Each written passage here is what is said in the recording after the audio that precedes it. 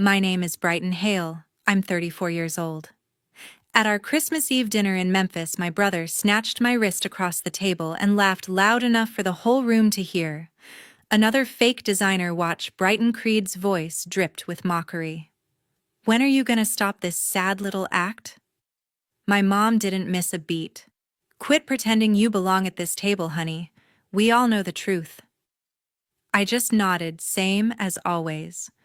The chandelier lights glinted off the watch they were trashing while aunts, uncles, and my sister-in-law smirked into their eggnog. Dad sighed like I was the family's biggest disappointment. Then my phone buzzed once.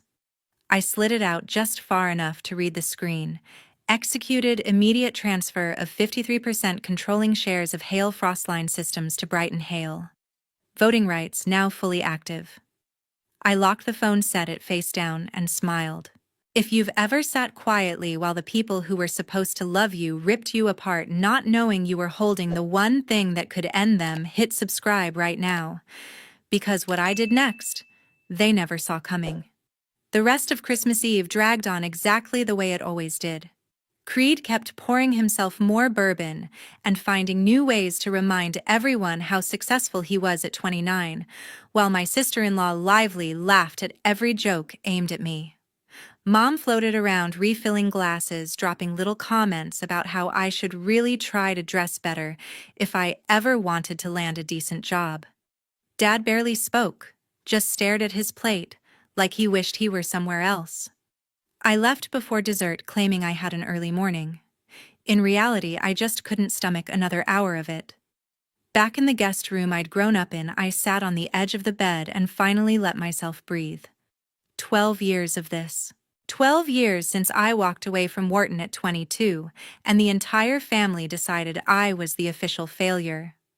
My younger brother, Creed Hale, 29, and already VP of Sales, became the golden child overnight. Every holiday, every birthday dinner, every casual Sunday barbecue turned into a stage for them to point out how I'd thrown my future away. They never knew about the irrevocable trust Grandpa set up before he passed. 70 million in growth stock and early crypto positions that nobody in the family ever talked about because they assumed Dad controlled everything. I started managing it quietly at 24 moving pieces around building shell companies nobody noticed.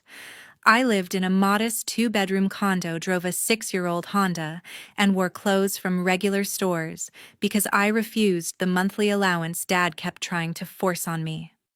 10 years ago, I told him to keep it, that I didn't need Hale money to survive. They took that as proof I was broke. The next morning, Christmas Day, I woke up to the smell of cinnamon rolls and the sound of Creed bragging about the new lease on his Porsche. Ledger Shaw, my boyfriend of 5 years, and the only person who truly knew me, was already up making coffee in the kitchen.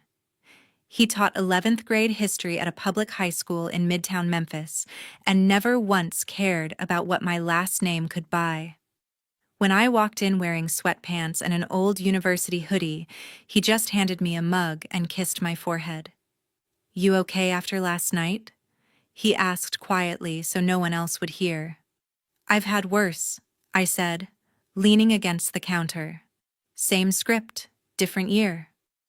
He glanced toward the living room where Creed was showing off watch photos on his phone, the real designer ones, and shook his head. "One day they're going to realize you stopped caring about their opinion a long time ago." I smiled into my coffee. Ledger was the only person I'd ever told about the full size of the trust and what I'd quietly built with it. He never pushed me to use it, never suggested rubbing it in anyone's face. He just loved me plain and simple, and that was more than enough. While the family opened presents later that morning, I sat on the couch scrolling through emails on silent mode. Dad handed me an envelope with a check I knew I'd shred, later the same symbolic 5-figure help he gave every year. Mom made her usual speech about how maybe this would be the year I finally got serious. Creed tossed a wrapped box my way, some cheap scarf he probably had his assistant pick up, and smirked when I thanked him. Hale Frostline Systems, The private company Grandpa founded in 1968 and Dad had run for the last 30 years was worth roughly $700 million and operated refrigerated warehouses across the Midwest. 18 facilities keeping everything from vaccines to blueberries at perfect temperature. Nobody outside the C-suite knew the exact ownership breakdown anymore because Grandpa had been careful. The family talked about it like Dad owned everything outright. They had no idea the trust I controlled had become the majority shareholder, one quiet trade at a time. By late afternoon, most of them were napping off the champagne or watching football. Ledger and I slipped out to the back porch where the air was cold enough to see our breath. He wrapped an arm around me and asked the question he asked every year. Why do we still come? Because one day I might need to be in this house when everything changes. I thought, but I didn't say it out loud. Not yet. The morning after Christmas, my phone started lighting up before I even opened my eyes. I rolled over in the guest room bed and saw 27 missed alerts from the Bloomberg Terminal app I kept hidden under a fake name. Glacier Peak Capital. The Chicago private equity giant famous for carving up American cold chain companies had just launched an aggressive below-market bid for our biggest facility in Kansas City, the one that anchored the entire Midwest network. If they closed that deal, they could force a breakup of Hale Frostline Systems piece by piece, because the company bylaws only allowed a full veto if one shareholder controlled more than 50% of the voting stock. I sat up heart racing for the first time in years. For 12 years, the irrevocable trust had technically owned the majority, but the voting rights had stayed frozen with Dad as trustee. The message I received Christmas Eve changed everything. The transfer was now complete. 53% of the company sat in my name alone, and I was looking at the control dashboard for the very first time. Ledger walked in carrying 2 mugs of coffee and saw my face. He set his down and climbed onto the bed next to me without saying a word at first. "That the Glacier Peak bid?" he asked quietly. I nodded and turned the screen so he could see the numbers. They were offering $410 million for an asset that generated almost $60 million in annual cash flow. Pure fire sale pricing meant to panic minority holders into dumping shares cheap. "They know something we don't," I whispered. "Or they think Dad is desperate enough to take it." Ledger read the fine print, then looked straight at me. 1,800 employees work in those warehouses, Brighton. Families who've been with Hale for 2-3 generations. When Glacier Peak finishes a takeover, most of those jobs disappear within a year. They always close plants and move contracts south of the border. He didn't tell me what to do. He never did. He just laid out the human cost the way he always laid out facts in his classroom, calm and clear, and let me decide. I opened the newly activated shareholder portal and watched the real-time ownership table refresh. My name sat alone at the top with 53%. Below it were scattered holdings: Dad with 11, Creed with 4, Mom with 3, a dozen old executives, and distant cousins owning the rest.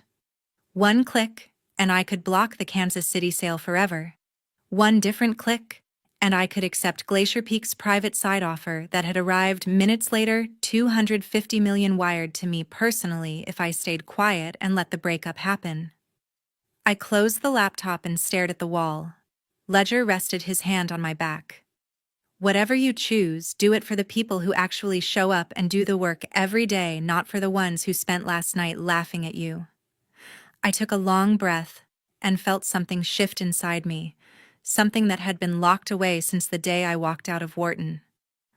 For the first time, the power wasn't theoretical anymore. It was real, and it was mine alone to use. I still hadn't decided exactly how I would use it, but I knew one thing with absolute certainty: nobody in that house downstairs was going to dictate the terms any longer. By early afternoon, the house had turned into pure chaos. Dad burst out of his study waving printed emails, face redder than I'd ever seen it. The internal private valuation feed that only family and a few top executives could see had dropped almost 30% in 4 hours after Glacier Peak's lowball offer went public to select investors. Even though Hale Frostline Systems wasn't publicly traded, the internal cap table now flashed warning red on every screen in the building. Mom stood in the hallway clutching her phone, voice cracking while she repeated the same sentence to 3 different country club friends.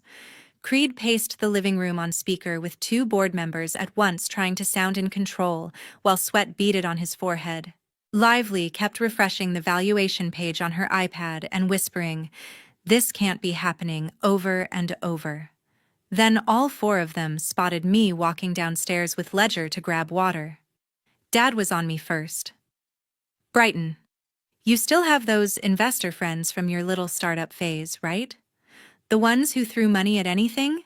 Creed cut in without waiting for an answer. "Yeah, call them. Tell them. This is a fire sale easy double in 18 months, once Glacier Peak gets told to shove it." Mom grabbed my arm, eyes wide and desperate. "Please, honey, we're all in this together. You know people with cash, don't you?" I just stood there letting them talk over each other. They still believed the story they'd told themselves for a decade, that I scraped by on freelance work and failed apps, that I was 1 phone call away from asking them for help. None of them had ever seen the trust documents Grandpa locked away. None of them knew the majority shares now answered to me and me alone. Ledger stayed quiet behind me, hand resting lightly on my lower back the way he did when he knew I was deciding something big. Creed kept pushing. "Come on, Brighton, you owe us this much. After everything the family's done for you." I looked at each of them slowly, Dad breathing hard, Mom on the verge of tears, Creed trying to stare me down like he always had, and finally spoke. "I'll see what I can do," I said, voice perfectly even. Dad exhaled like I'd just saved his life. Mom squeezed my arm harder and whispered, "Thank you," 3 times. Creed gave me that smug nod he used whenever he thought he'd won something. They went back to their phones, already planning the counteroffer they were sure my mysterious rich friends would fund. I walked into the kitchen, poured 2 glasses of water, and handed one to Ledger. He raised an eyebrow, but didn't say a word until we were alone again. "They really have no idea, do they?" he murmured. I took a long drink and felt the ice-cold water slide down my throat. "Not yet," I answered. The valuation kept falling on the screen behind us, but for the first time in my adult life, the panic in that house didn't touch me at all. Around 9 that night, my phone lit up with a single text from an unsaved number, downtown office. "Now. Alone. SR." I knew exactly who it was. Our chief financial officer, Sienna Rahman, had worked for Hale Frostline Systems for 15 years and was the only executive Grandpa ever said he trusted completely. I slipped out of the house without telling anyone, told Ledger I'd be back in an hour, and drove the 20 minutes to the empty headquarters building. Sienna met me at the private elevator on the ground floor, badge already in hand, and took me straight to the secure conference room on the top level. The lights came up dim, and 2 thick folders sat waiting on the polished table. She didn't waste time on small talk. "Vernon's been diverting money for 3 years," she said, sliding the first folder across. 12.4 million total. Started small, then funneled larger chunks into a strip mall development outside Orlando and a string of bad crypto bets, all structured to look like legitimate vendor payments. I opened the folder and flipped through bank statements, wire confirmations, fake invoices. Every trail ended in accounts Dad controlled through shell LLCs. This year's external audit caught the pattern, Sienna continued. We buried the preliminary flags so the board wouldn't see them yet, but Glacier Peak's due diligence team already sniffed it out. That's why their offer is so insulting. They think we're bleeding cash and will fold. She pushed the second folder forward. "These are your 2 real options now that you hold voting control. Option 1, full restructuring plan. We inject fresh capital from the majority shareholder, clean the books, pay down the hidden debt, and keep all 1,800 employees. Option 2. The legal file. Everything we need to refer Vernon for criminal prosecution and civil recovery. Embezzlement this size almost guarantees restitution plus probation or jail time. I sat back and stared at the ceiling for a long moment. $12.4 million gone because Dad decided the rules didn't apply to him. The same man who wrote me off the day I left Wharton now stood to lose everything he'd spent 30 years building.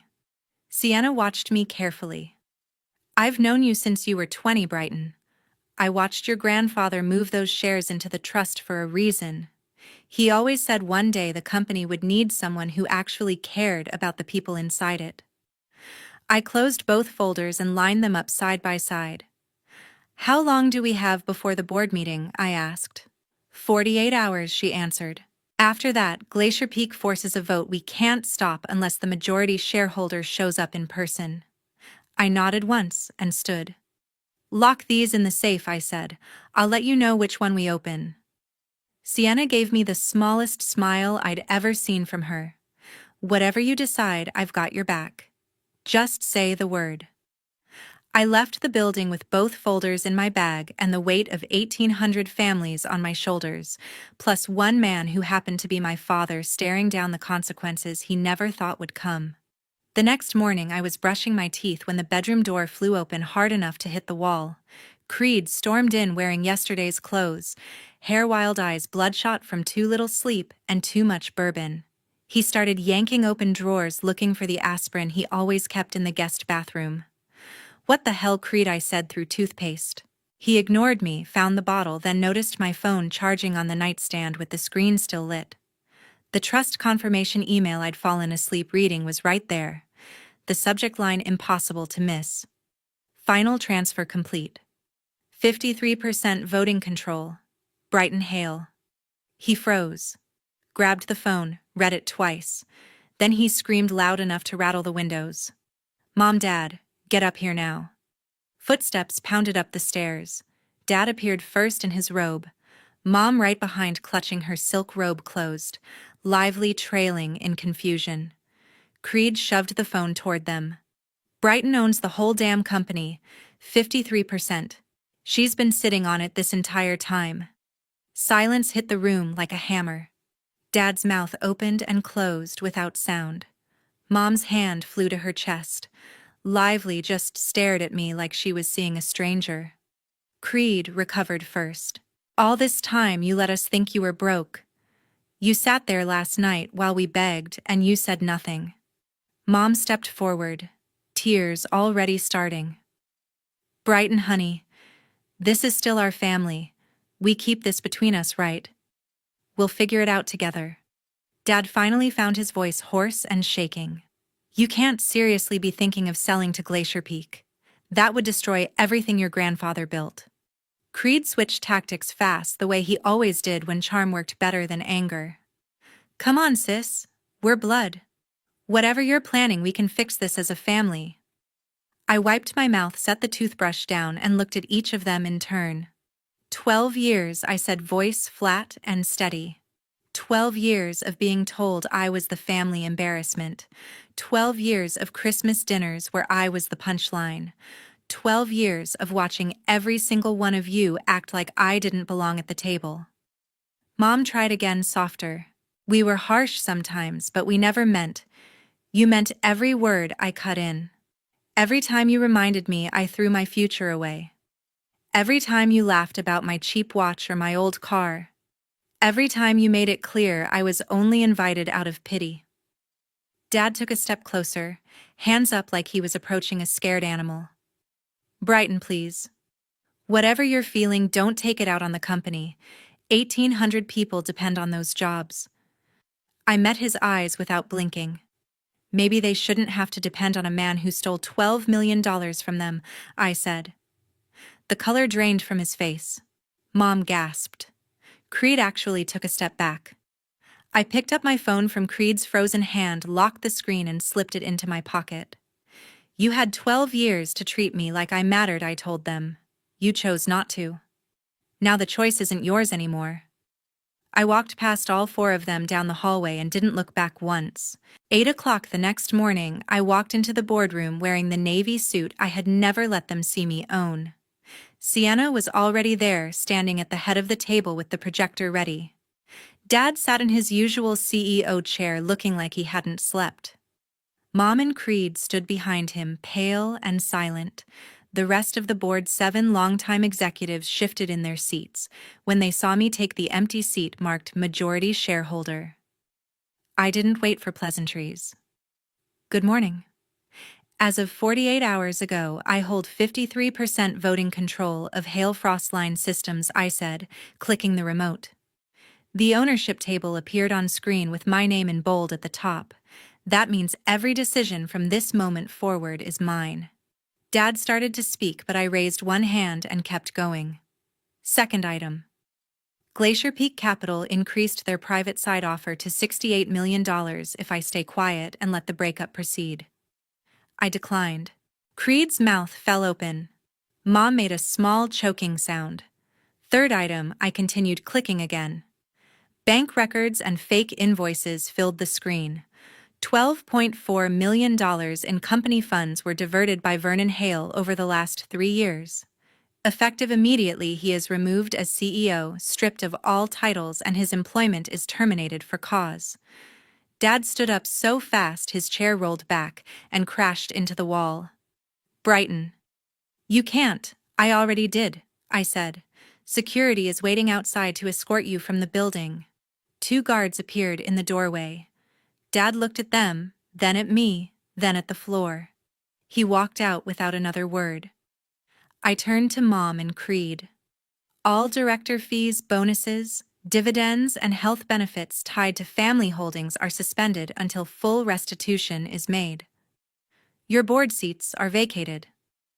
Mom started crying quietly. Creed just stared like he was trying to wake up from a nightmare. I clicked one final slide, the restructuring plan Sienna and I had finalized at 3 a.m. $180 million in new capital from the trust debt refinance management overhaul and 0 layoffs. Glacier Peak withdrew their offer 90 minutes ago, I said. The company survives. The employees keep their jobs. Meeting adjourned. 6 months later, the headlines had moved on, but the consequences stayed. Dad accepted a plea deal, 3 years probation, full restitution of $12.4 million plus penalties, and permanent disbarment from serving as officer of any public or private company. He sold the house in Memphis to cover the first payment and now lives in a 1-bedroom condo on the edge of town. Creed's marriage lasted exactly 6 weeks after the board meeting. Lively took half of what little he had left and moved to Atlanta. He works swing shift as a warehouse supervisor in the very facility he once bragged about running, punching a clock for the first time in his life. Mom lost every committee chair at the country club the same week the news broke. Invitations dried up. She still lives in the gated community, but the driveway stays empty most evenings.